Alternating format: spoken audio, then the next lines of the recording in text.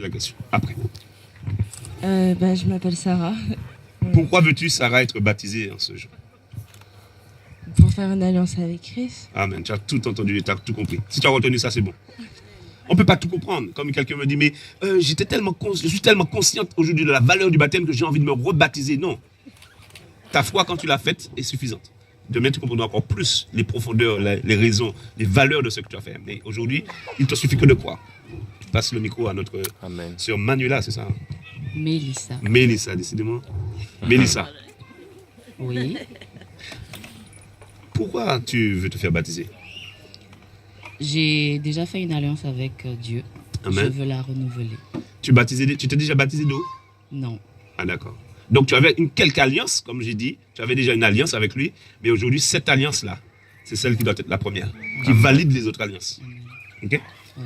Et certainement, tu as des capacités de le servir dans le champ, mais aujourd'hui, là, cette alliance-là est plus grande et au-dessus de toutes les alliances. Amen.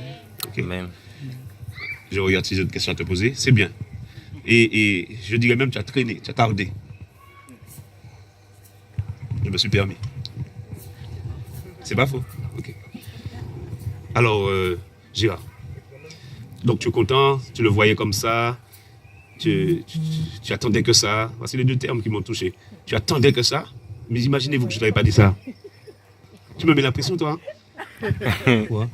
Mais imagine-toi que je ne t'avais pas posé la question. Tu me dis, j'attendais que ça. Et en plus, tu dis, si tu ne m'avais pas posé la question, je ne t'aurais pas demandé.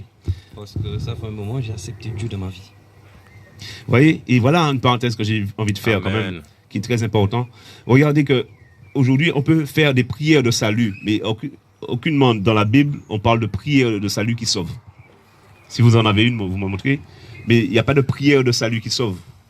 On fait faire la prière parce qu'il faut quand même commencer à faire, parce que la Bible dit dans Romains chapitre 10, celui qui croit dans son cœur parvient au salut, celui qui confesse de sa bouche parvient à la justice. Maintenant, confesser est important. Donc on fait confesser, on fait prier. Il faut toujours prier. Mais assurément, quand je te fais faire la prière de salut, je te dis attention, maintenant il faut t'engager. Ceux qui acceptèrent furent baptisés. Et ce jour-là, alors non seulement il y a ceux qui acceptèrent, ça veut dire qu'il y a de ceux qui n'ont pas accepté. Comme ce soir encore, si tu veux ne pas accepter, tu n'acceptes pas. Tu es libre, personne ne peut t'obliger. Mais ceux qui acceptèrent, comme eux là, ceux qui croient, non seulement ils ont fait la prière, on va dire, de salut, mais ils confirment, ils attestent, ils prouvent, ils officialisent au vu de tous qu'ils ont choisi de suivre Christ.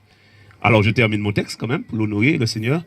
Alors l'eunuque dit, voici de l'eau, qu'est-ce qui empêche que je sois baptisé? Philippe dit, si tu crois de tout ton cœur, vous m'avez dit que vous croyez, est-ce que tu crois que de tout ton cœur que Jésus-Christ est le Fils de Dieu et qu'en te faisant baptiser, tu as la vie éternelle? Oui, je crois. De tout mon cœur. Tout mon cœur. Oui, on va le dire ce soir comme Amen. ça, pour rester dans ce qui est écrit.